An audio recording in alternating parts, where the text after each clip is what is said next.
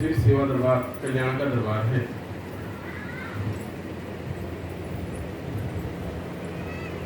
यहाँ से आप समस्त भक्तों का उद्धार जुड़ा है, कल्याण जुड़ा है। पंचमा दरबार में आज शक्ति जगत जननी जगदम्बा 9 देवियों की छत्र छाया है। जगदम्बा की कृपा है, यहाँ से भक्तों का उद्धार हो रहा है, कल्याण हो रहा है। जिन भक्तों का उद्धार हो जा रहा है, कल्याण हो जा रहा है, वे दरबार से जुड़ते जा रहे हैं। कोई 10 वर्ष से, कोई 12 वर्ष से, कोई 18 वर्ष से, कोई 20 वर्ष से दरबार से लगे हैं। आज जगदम्बा ने चरण शरण दे दिया, भक्त को चरण शरण दे दिया। आज घर परिवार से महामाया की भक्ति में अति प्रसन्न है। जिस घर से आप किसी भी देवी या देवता के स्थान पर जाते होंगे, अभी कोई एक मनोकामना पूरी होती होगी, यानी कोई भी एक कार्य आपका पूरा होता होगा जिस उद्देश्य को लेकर के जाते होंगे। यदि पंचवानी महोदय का ऐसा दरबार है, आप जो भी जिस भी प्रकार से जैसे भी जो कामना करते हैं, समस्त कामनाओं की पूर्ति करती है। एक और विवाह शादी हो जाना, घर द्वार बन जाना, या फिर किसी कर्ज उतर जाना, किसी को निरोग हो जाना, यही तो की बात नहीं है, भगत के पूरे जीवन की बात है। इसीलिए जगदम्बा चरण शरण प्रदान कर देती है। और जिस भक्त को चरण शरण मिल जाता है, दुख आए, सुख आए, लाभ आए, हानि आए, सब जगदम्बा का। हर बेसहारा जगदम्बा को सहारा बना लेता है। ये बेसहारे को सहारा प्रदान करती है जगदम्बा प्रदान। आज की जगदम्बा पर जोड़ा नहीं होता। लेकिन बच्चा जब भगत भक्ति में लग जाता है, जगदम्बा चरण शरण प्रदान कर देती है। इसके उपरांत महामाया स्वयं उसके जीवन के कठिन समय को, दुखों को, समस्याओं को एक एक पल कैसे दूर करती जाती है, आपको स्वयं पता नहीं चलेगा। इसलिए आप पंचमा दरबार में आते हैं, आए हैं, यह विश्वास रखें, भरोसा रखें।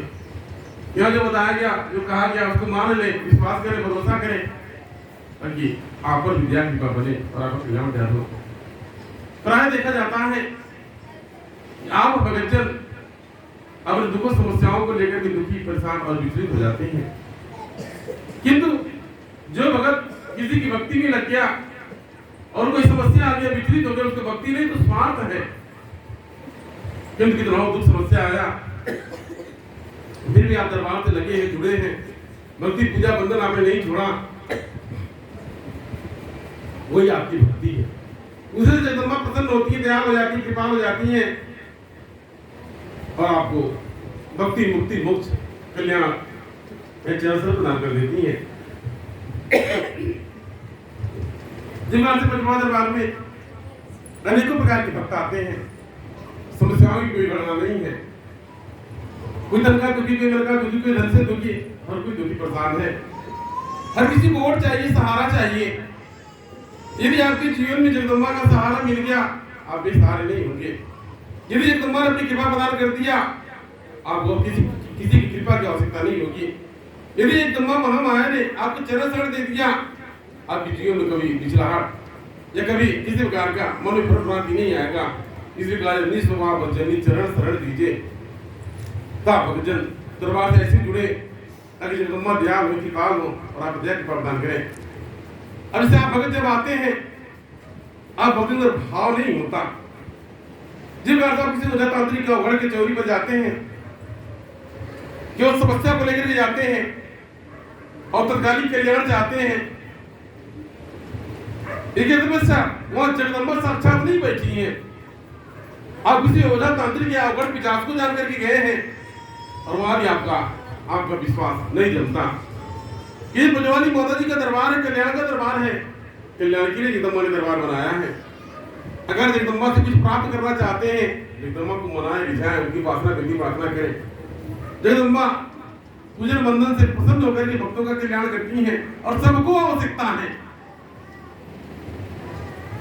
आप किसी भी दरबार में चले जाएं, कलकत्ता, विंध्याचल, मैहर, लेना, किसी भी स्थान पर चले जाएं, जो प्रतिदिन उस पिंडी के पास या उस मूर्ति के पास, उस शक्तिपीठ के पास पूजन बंधन करता है, भोग लगाता है, स्नान करता है, कराता है, वस्त्र धारण कराता है या उनकी प्रार्थना करता है, चरण डुलाता है, उसको भी दुख समस्या है, भले शक्तिपीठ पर बैठा होगा।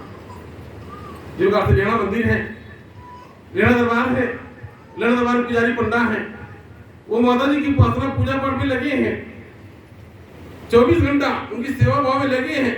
ऐसा नहीं उन पर कोई समस्या नहीं है, उनको भी समस्या है, उनको भी दुख है, वो भी दुख के लिए कहीं और जाते भटकते हैं। मैंने देखा क्या बड़े बड़े शक्तिपीठों पर भी केवल भक्त के अंदर लालच स्वाद रहता है और कामना को लेकर के इधर उधर भटकते हैं, किंतु जो शक्तिपीठ पर बैठा हुआ है वो संतुष्ट क्यों नहीं हो पाता? क्यों संतुष्ट नहीं होता? कोई साधारण भक्त मंदिर में आकर कोई चौखट पर आकर मत्था टेक करके प्राप्त कर लिया, किसी ने घर द्वार रोजी रोजगार बाल गोपाल खेती बाड़ी इत्यादि निरोगी काया प्राप्त कर लिया, किंतु जो पुजारी पंडित चौरी पिंडी के पास बैठा हुआ है, उस शक्तिपीठ के पास बैठा हुआ है, वो संतुष्ट क्यों नहीं हुआ? उसे दुख से मुक्ति क्यों नहीं मिला? इसलिए उसने आराधना नहीं किया।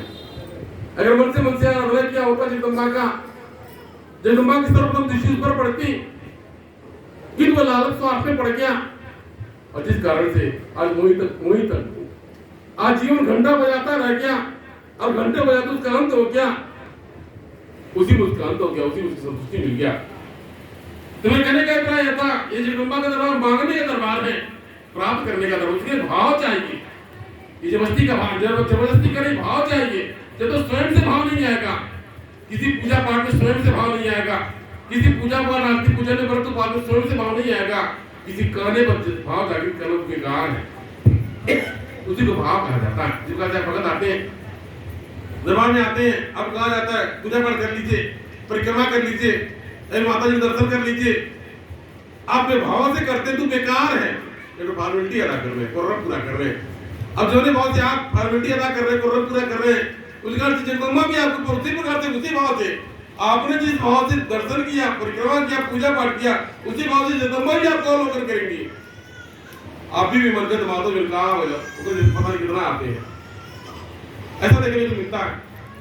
आप जब किसी भी पूजा पाठ में स्वयं से भाव नहीं आएगा, स्वयं से भाव जागृति नहीं होगा, कह करके आना बेकार है। मेरा देखा जाता है, आप भक्तों को देखा जाता है कि स्वयं से भाव नहीं आता, कहना पड़ता पूजा कर लीजिए, माता पटक लीजिए, आरती कर लीजिए। जब तक स्वयं से भाव नहीं आएगा तब तक जगदम्बा प्रसन्न नहीं होंगी। इसलिए जगदम्बा का दरबार है, पूजा पाठ आराधना विनती प्रार्थना के लिए कहने की आवश्यकता नहीं, स्वयं से भाव आना चाहिए, स्वयं से आपके अंदर भाव जागृत होना चाहिए। जब आप रास्ते में चलते हैं, कोई मंदिर दिख जाता है, जब कोई स्थान दिखता है, प्रणाम करते सब झुका देते हैं, वही भाव है। आपने उस स्थान पर अपने माता को चलते रास्ते आप नमन के लिए प्रणाम कर लिया, वही भाव है, उसी भाव से जगदम्बा प्रसन्न होती है। जब तक पूजा पाठ में खुद का भाव नहीं आएगा, जबरदस्ती कहने सुनने से कोई मतलब नहीं। जिस प्रकार से किसी बच्चे को आप पढ़ने के लिए बार बार कहते रहिए, पीछे पड़े रहिए, नहीं पढ़ता है, पढ़ने नहीं जाता, पढ़ता नहीं है, बात नहीं मानता, उसको कोई प्रभाव नहीं पड़ेगा जब तक खुद का उसके अंदर भाव नहीं आएगा। जब तक स्वयं से उसके अंदर नहीं आएगा, स्वयं से पढ़ने लिखने का या फिर स्वयं से कुछ बनने का जब तक भाव नहीं आएगा, कुछ होगा नहीं करेगा, उसको घर पूजा पाठ होगा। अब घर का परिवार कोई बच्चा या फिर कोई महिला या कोई भी अब उसको बार बार कार्य को बताते हैं, उसको कैसे रहना चाहिए, क्या करना चाहिए, कैसे जीवन व्यतीत करना चाहिए और क्या उचित है क्या अनुचित है, आप बार बार बताते हैं, नहीं समझ आता, क्रोधित होते हैं। किंतु जब तक उसके अंदर स्वयं से भाव जागृत नहीं होगा तब तक आपका बात समझ नहीं आएगा, उसको बेकार है, इसको भाग कर करते हैं। कहा जाता है एक ही माता पिता के जन्मे कई संतान कई प्रकार के हो जाते हैं, रंग में अंतर हो जाता, आचार विचार स्वभाव में अंतर हो जाता, इनके भाग्य कर्म में अंतर हो जाता। ये जगदम्बा की लीला है कि भगवान को जान नहीं सका। अब जो चीज लेकर के अवतरित हुआ है वो सतह से जागृति होना शुरू हो जाएगा। यदि कोई चोर है, स्वभाव से चोर है, अब वो चोरी करेगा, चोरवा बनेगा, चोट्टा बनेगा, विद्यालय में भेजने की पढ़ने के लिए पेंसिल कापी कलम बराबर चुराएगा, मारेगा, पीटेगा, उसको बचपन से लक्षण दिखाई देगा, कितना सीधा समझाया जाएगा, कितना कुछ किया जाए, मुझे कोई प्रभाव नहीं पड़ेगा। ऐसा देखने को मिलता है, उदाहरण है कि उसके भाग्य में कुछ लेकर के अवतरित हुआ, कोई बता नहीं जा सकता। ये तो बच्चा कोई संत बनेगा, महात्मा बनेगा, डॉक्टर बनेगा, क्लास में उपाचार में आ जाता है कि मतलब ये बच्चा आगे बढ़ेगा, उसका कोई उज्जवल है। और जो संत महात्मा बनेगा उसका स्वभाव पता चलता है, यानी टीचर अध्यापक भी जानते हैं कि वर्ण सीधा सरल स्वभाव है। इसमें त्रिलोक में आकर के अपना अपना भाग्य और कर्म है, अपने अपने भाग्य और कर्म के अनुसार से मानव जीवन को व्यतीत करता है, भोग करता है और चला जाता है। अब इसका तात्पर्य नहीं है किसी का मार्गदर्शन नहीं किया जाए, इसका तात्पर्य नहीं है कि सब उसको समझाया बताया नहीं, वो तो धर्म है। आपका समझाना या मेरा बताना धर्म है। मेरा देखा जाता है आपको जो कुछ समझ आए, मेरा भक्तों का अच्छा ही नहीं दिखाई देता, कमी दिखाई देता है, तमाम कमी दिखाई देता है। जिस प्रकार से कोई कलाकार होता है, कोई भी रचना रचता है, कोई कलाकारी कोई कलाकृति रचता है, तो अच्छाई पर ध्यान नहीं, उसको बुराई पर ध्यान जाता है। तो कमी कहाँ क्या कमी है? जो कहते मेरे द्वारा मूर्ति को बनाया जाता, उस मूर्ति को बना जहाँ कमी आंख नाक कान मुंह हाथ पैर कहाँ टेढ़ा मेढ़ा, इधर उसको ध्यान जाता, कमी ध्यान जाता। और जब कमी पर ध्यान जाता उसको सुधार होता है। तो मूर्ति है, हाथ पैर नाक मुंह कैसे बना दीजिए, लेकिन मनाही को रंग रूप देना बड़ा दुर्लभ, बड़ा गुरु का कार्य, उसको गुरु कहते हैं। यानी गुरु का कार्य है बिगड़े को सुधारित कर देना, खराब को अच्छा कर देना। जो अगर मैकेनिक का काम है, टीवी कूलर फ्रिज पंखा ये जो कुछ भी है उसको सुधारित कर देना, चला देना, मैकेनिक का काम है। वो गुरु का कार्य है। यानी गोला भड़का चोर चंडाल चक्का ठग बेईमान को कतरी पौधारे वाले को उसको सही मार्ग दिखा देना, उसका कार्य बहुत बड़ा कार्य है। इसी को मानव मनाही चलाने की बात कहा जाती है, मनाही चलाने की बात है। यानी किसी अन्य को समझा बता देना आसान है, किसी बालक के धारा को मुख को या किसी बालक के यानी समझा बुझा करके उसको परिवर्तित किया जाता है। तो कोई अबोध है जो सिखाएंगे समझ आ जाएगा, लेकिन बड़े को समझाना बड़ा दुर्लभ कार्य है। इसलिए गुरु की महत्ता है, इसलिए गुरु को मैंने ब्रह्मा विष्णु शंकर से पढ़ करके पदवी दिया गया सचुज में, आज इसीलिए मुझको दिखाई देता है। तो सही में आप भगत का मुझे कमी दिखाई देता है, और उस कमी में किसी न किसी का भविष्य दिखाई देता है।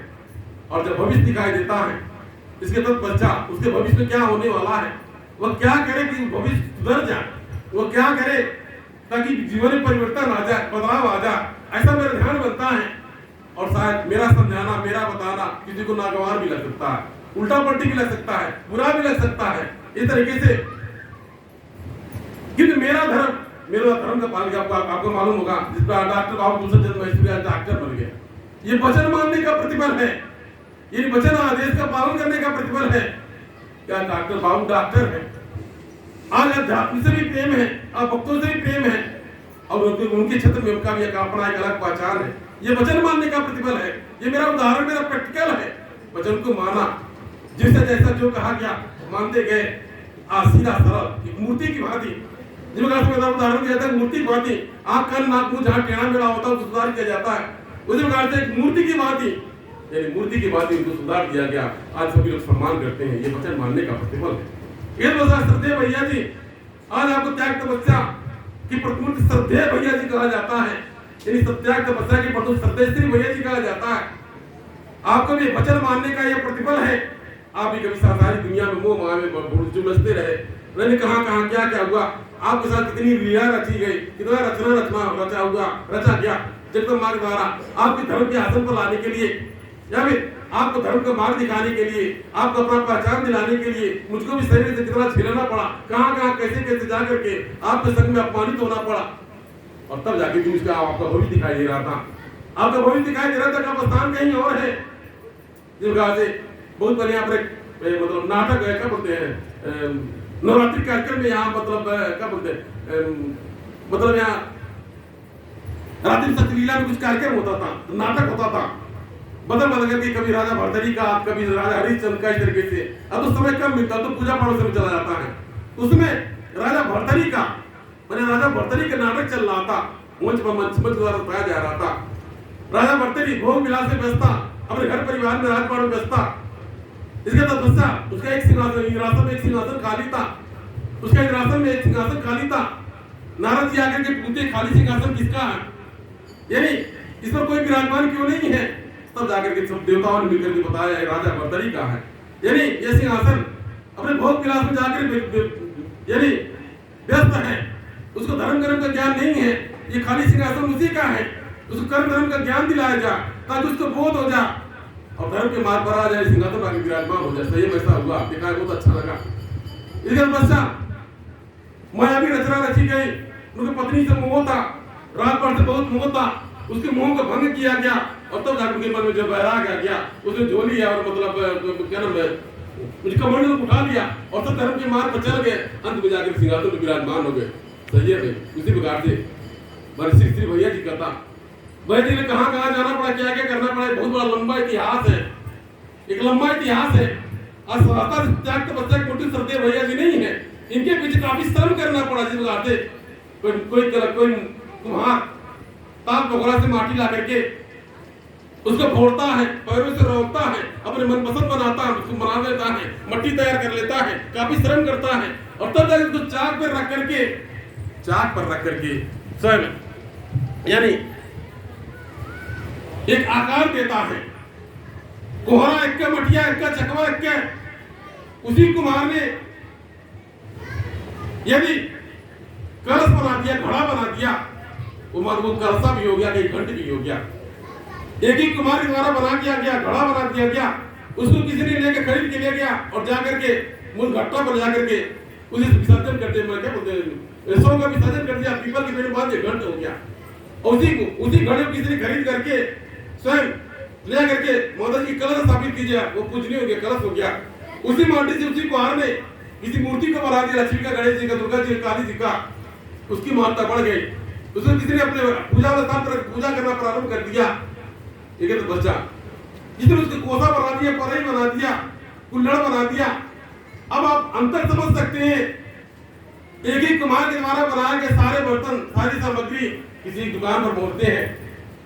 कुम्हारा इक्के, मटिया इक्के, चकवा इक्के, बनाने वाला इक्के, लेकिन अंतर हो गया, भेद हो गया। जो कुल्हड़ है चाय पीने के काम में आ गया, जो कोसा परई है ये होता था मुर्दा घट्टा बजा उसको मुर्दा दबाने काम आ गया, या देवी होता खप्पर चढ़ गया, अंतर हो गया।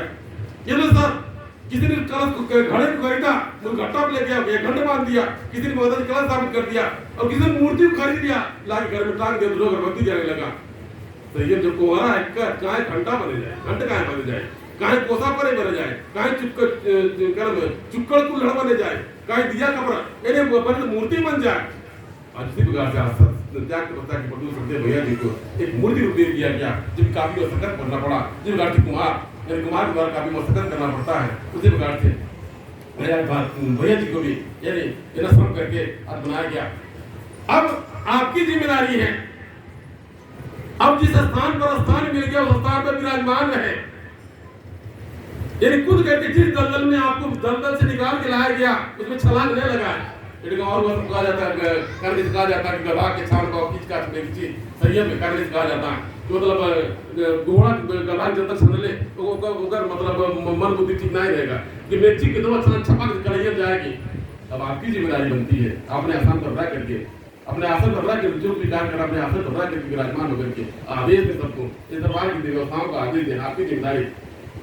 एक बच्चा जिस प्रकार से आज राजराष्ट्रीय माता जी ये भी कभी दुल्हनियां थी, सुकर से माताएं मैंने गूगल करके आती हैं, उसी प्रकार से आपने कभी बहुत ही दुल्हन थी, आपने भी काफी श्रम किया बच्चों के माध्यम से। ये भी कभी किसी की बहू है, किसी की बेटी है, किसी की पत्नी है, या किसी की भाई, किसी की बहन है। इसी प्रकार से जगदम्बा की कृपा हो गई, आप कुछ योग्य हो गए कि आपको समझा सके, बता सके। आपने भी समझा जाना, एक आपको एक स्थान मिला, पद प्रतिष्ठा सम्मान मिला, आप भक्तजन स्वयं उनका भी सम्मान करते हैं। अब आपकी भी जिम्मेदारी है, आपको जो पद प्रतिष्ठा जो मिल गया अपने सम्मान को ध्यान में देते हुए हर कार्य को संपन्न करें। ये जगदम्बा की कृपा दया। इसी प्रकार से सबको अलग अलग करके सबको कुछ कुछ कैटेगरी में बांट दिया गया। जिस प्रकार से आपको जानकारी हो, ये मेरा मानो तो सौभाग्य है, माता जी को छोड़ दिए, जो दिया दिया, नहीं दिया क्या किया, ये सौभाग्य है। जिस प्रकार से कभी अभी मेरा मानो शरीर मूर्तियों को बनाया करता था, आज के 25 वर्ष के पहले मूर्ति को बनाया जाता था इसी तपती धूप में रोड पर किनारे पंडाल बनाकर मूर्तियों को बनाया जाता था। जगदम्बा की कृपा, साक्षात जगदम्बा ने दर्शन करके लपक करके उठा के उसको हाथों पर बैठा दिया। आज मेरा भी एक सम्मान, एक पहचान आप अगर जानते हैं, आते माता टेकते हैं। मेरे मानो शरीर को सीधी बना दिया, उस लायक बना दिया, मैं समझा सकूं, बता सकूं, इस तरीके से आज जगदम्बा की कृपा है, बहुत बड़ी कृपा है, बहुत बड़ी दया है। कोई चीज कथा कहानी सुनने को मिलता है, तो आज यथार्थ जगदम्बा को यथार्थ कर कलयुग में, क्योंकि जगदम्बा ने कलयुग में अवतार लेकर के स्वयं मेरे मानव शरीर में एक माध्यम बना करके आज आप उतार रही है, कल्याण कर रही है। अब मेरा एक इंटर ध्यान रहता है, मेरी कोई इच्छा नहीं है, मुझे जगदम्बा महामाया से कोई शिकवा शिकायत कोई इच्छा नहीं है, कोई इच्छा नहीं है। जैसी महामाया की माया, कर्म करना मेरा धर्म है, बाकी जगदम्बा की माया। आप भगत आते हैं, मेरे मुखार में से निकलता जाए, ठीक हो जाएगा या कल्याण हो जाएगा, है पूरा हो जाएगा। जो मेरे मन बुद्धि में आता है कहना बताना मेरा कार्य है, बाकी जगदम्बा की माया है। जो मेरे मन बुद्धि में आता है वह मेरा मन बुद्धि वहीं तक सीमित है, और बाकी कहा जाता है जगदम्बा तो महामाया अगम अपार है, जिसका पार कोई नहीं पा पाया। कुल मिला किसी प्रकार से इस दरबार के परिवार को जगदम्बा ने यानी एक आस्थान दिया, एक पहचान दिया। अब उस पहचान पर आप रहते हैं कि नहीं रहते हैं, या फिर आपके भाग्य कर्म में है या नहीं है, ये कर्म आपके भाग्य कर्म में निर्भर करता है। इसलिए मेरे दरअसल आप भक्तों की कमी दिखाई देती है, सबकी कमी दिखाई देती है कि ये काम करेगा ऐसा बिगड़ जाएगा। यदि मुझे पता है कि आप यहाँ से जाएंगे कुछ एक्सीडेंट हो जाएगा, मेरा मना किया जाता। मना करने के बावजूद अगर नहीं मानते तो आपका होनी था, वह होनी था, वो दुर्भाग्य था, यानी वो घटना घटित होने वाला जिसे घट गया ऐसा। इसलिए जिसको जो पद प्रतिष्ठा सम्मान दिया गया, यदि पद प्रतिष्ठा सम्मान में रहता है, सजो इसका पहचान त्याग तपस्या का सफर है। इस त्याग तपस्या में कोई अपना नहीं, कोई पराया नहीं। यदि ये भाव आ गया मेरा कोई अपना नहीं, कोई पराया नहीं, आपको जानकारी होगा मेरे शरीर के बंधन के जितने लोग तो पराये हो गए। पराये इसलिए हो गए, कभी मेरा मानव शरीर के साथ उठता बैठता था, साथ में खाता पीता था। आज जगदम्बा ने एक पहचान दे दिया, एक सम्मान दे दिया, वह ज्ञान दे दिया। उनको भी ज्ञान के द्वारा समझाने बताने मार्गदर्शन करने का प्रयत्न किया जाता, वो समझ में नहीं आता। और इनके मन में बैर आ गया, ये तो ऐसे थे, ये तो ऐसे हो गए, ये तरीके से इसे छोड़ दिया गया। इसे जहां आपका सम्मान न हो, जो आपका सम्मान न से बात न करे, जहां आपका सम्मान हो कदापि न जाए, जो आप यानी जिस स्थान से आपका अपमान हो जाए वो दोबारा वह न जाए। ये सबसे बड़ा ध्यान तो पहला मार्ग धर्म के मार्ग पर अपने पराये हो जाते हैं और पराये अपने हो जाते हैं। जैसा आप भक्तों को देखा जाता है, नजदीक देखा कितना अपनापन, कितना अपनत्व है। जब मैं गाजीपुर जाया गया था, गाजीपुर में हमको लगता पिछले मंगलवार में दवाई आ गया। गाजीपुर में भी यानी अभी जिस तमाम माताएं वाले भगत है, वहाँ तो गांव है, उस गांव में जो जितने भगत हैं हमारे कुछ नजदीकी माताएं वाले हैं, वहाँ झाड़ू बाड़ू सेवा करने की हमारे यहाँ दरबार में तो प्रत्येक रविवार के दिन हमारी माताएं वाले आती हैं दरबार सेवा सप्ताह सभा करने के लिए। हमारे गुरु भैया जी का या फिर आप सप्ताह सभा करती हैं, इनका धर्म है।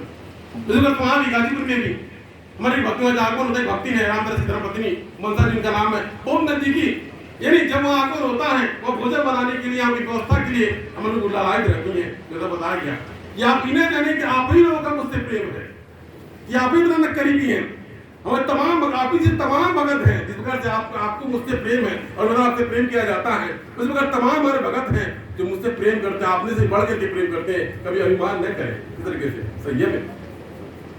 वो अपनापन झलकता झलकता है। 10 साल की 12 साल का भी देखा कि भक्ति में साबुन मतलब आवश्यकता सामग्री लेकर के आई। कभी कभी देखा कोई चप्पल करके आ गया, कोई मंजोला पर लेकर के आ गया, कभी कुछ चीनी चपत्ती लेकर, कुछ तरीके से एक अपनापन झलकता है। कभी कभी देखा गया है अब माता में कोई त्योहार वगैरह पड़ता, कुछ खाद्य सामग्री बना कर माता जी ग्रहण कराने के लिए, या फिर आप घर में अचार बन गया या फिर कुछ तरीके से माता जी ग्रहण कराने के लिए एक अपनापन है, एक अपनत्व है। वह अपनापन अपनत्व आप भक्तों के बीच में झलकता है, देख करके मन लालायित हो जाता है। मेरे कहने का तात्पर्य है जगदम्बा ने वह दृष्टि दे दिया कि मेरा भक्तों की कमी को सुधारने के लिए आपकी कमी में भविष्य दिखाई देता, वह दिव्य दृष्टि प्रदान कर दिया। इसलिए मेरा भक्तों को बार बार समझाने बताने का मार्गदर्शन किया जाता है। अब बाकी आपकी जिम्मेदारी, आपका भाग्य, आपका कर्म। अब आप मानते हैं नहीं मानते हैं, कोई किसी का भाग्य कर्म नहीं बन पाएगा। हर कोई आया अपने भाग्य कर्म के अनुसार से आएगा, कमाया खाएगा चला जाएगा। एक भिखारी भी अपने भाग्य कर्म के अनुसार से आया है, कमाया खाएगा चला जाएगा। बाकी बाबा की मर्जी। तो कहने का तात्पर्य है यदि मेरा भक्त को मार्गदर्शन किया जाता, समझाया बताया जाता है, टीका टिप्पणी न करके उसको मान ले, अपनी विचारधाराओं को बदल ले। जबरदस्ती कुछ करने से कुछ नहीं होगा। आपके अंदर वो भाव आ जाए, आप भक्ति के अंदर वो भक्ति जागृति हो जाए कि आपके कल्याण के लिए कहा जा रहा है। तो मेरे कहने का तात्पर्य है क्या आप हमारे दरबार में आते हैं, यदि आपको कुछ मार्गदर्शन किया जाता है, किसी कार्य को करने के लिए मना किया जाता है, उसको न करें। अब बताया जाता है कि आप दरबार से लोगों की सोफा जाकर बसने जाए तो मत जाइए। ये भी देखा जाता है कई केंद्र भगत होते हैं, झाड़ फूका ले और झाड़ फूक कर लेते हैं, उधरों कर लेते हैं, इधरों कर लेते हैं, दोनों तरफ बने। अरे कौन न रामम न रहीमम कौन मतलब नहीं, कौन मतलब नहीं, ये रोज झाड़ कर देते गिर जाते तरीका धागा उधर जंतर मंतर बांधे रहते हैं। न माता ही ध्यान देंगे, न ओमई साला का कोई ध्यान नहीं देगा। इस तरीके से ये आपका आवश्यक हो जाए। दरबार का पहला आदेश दरबार से लगने के बाद किसी चौका या तांत्रिक के पास में जाए, किसी गुरु के शरण में नहीं जाए, किसी पंथ में नहीं जाए। ये माता माता की सेवा दरबार का जगदम्बा माँ माया के चरण मांगे। यहाँ से जैन मावादी महामंत्र से जुड़ जाए, महामंत्र का ज्ञान लेंगे, महामंत्र ले ले और दरबार से जुड़ जाए, कहीं नहीं भटके। प्राय देखा जाता है लालच के कारण मरिया भटकता है। अब लालच के कारण यहाँ भटकते हैं, समझ नहीं आ पाते हैं। इसलिए अब लालच स्वार्थ को छोड़ करके अब मतलब टेक करके देखें, समर्पण करके देखें, अब विश्वास करके देखें, मन विचार करके देखें सही माता जी कल्याण करती है नहीं करती है। अगर जगदम्बा के द्वारा कल्याण नहीं किया गया होता, अब धीरे धीरे जगदम्बा का आंकड़ों लग 45 वर्ष हो गया, 45 वर्ष हो गया, मतलब 20-22-24 साल हो गए, दरबार बने हो गया, असंख्य भगत आए, कल्याण हुआ, अब दरबार से जुड़ते गए। अगर जगदम्बा ने कृपा नहीं किया होता, कल्याण नहीं किया होता, आज पंचवार दरबार नहीं होता, या फिर भक्तों का विकास हो गया, ये जगदम्बा की कृपा से हो गया, ये सब संभव नहीं होता। जगदम्बा की कृपा है, इसलिए आप विश्वास भरोसा रख करके आप दरबार से लगे जुड़े, ताकि आप क्या कृपा से आप कल्याण करो। इस से माता माधवी सेवा दरबार का संक्षिप्त इतिहास लिखा जा रहा है, जिसको YouTube के माध्यम से या पत्रिका के माध्यम से आप तक पहुंचाया जाएगा। हमारे बहुत भगत आते हैं, जो नए भगत होते हैं, दरबार में उनको जानकारी नहीं होता, कोई सोखा जानता, कोई बाबा जानता है, कोई कुछ और जानता है, जिसको जो समझ आता है। जो हमारे प्रारंभिक रूप से जो भक्त लगे हैं, दरबार के विषय में जान करके लगे कि माता जी कौन है, माता गुरु कौन है, राष्ट्रीय माता कौन है, भैया जी कौन है, क्यों भैया जी कहा जाता है। इस तरीके से जो दरबार को जान करके लगा है, आज भी भगत अस्थायी मर मिटने के तैयार है। और जो दरबार में नहीं जानता, किसी जन्म नहीं करता, तो गाय भाषा को समझ नहीं आता। इसलिए दरबार के प्रारंभिक कैसे दरबार बना, माता जी दरबार बनाने क्यों आवश्यकता पड़ गया, किस कारण दरबार बन गया, ये जगदम्बा ने क्यों किस इच्छा को लेकर दरबार में धरा पर अवतरित हुई। इस तरीके से संपूर्ण बातों को आप तक पहुंचाया जाएगा। इस तरीके से दुर्गा जी पर है, आप दरबार में जान करके तब लगे अज्ञा के बाद आप बढ़ती आप सुनते हैं और आप ले आते हैं। जिस प्रकार से दरबार में सेवा और सेवा की बड़ी महत्ता है।